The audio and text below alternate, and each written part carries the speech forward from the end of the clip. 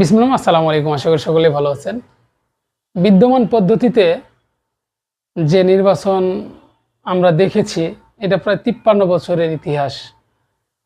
তো নির্বাচনের অনেকগুলো পদ্ধতি থাকে, তার মধ্যে আমাদের বর্তমানে যেটা আছে এটা একটা।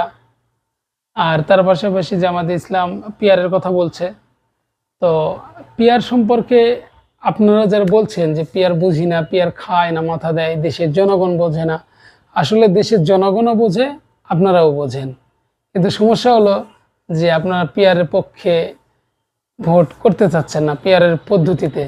কারণ পিয়ার পদ্ধতিতে ভোট করলে আপনারা এককভাবে সংখ্যাগরিষ্ঠভাবে সরকার গঠন করতে পারবেন না।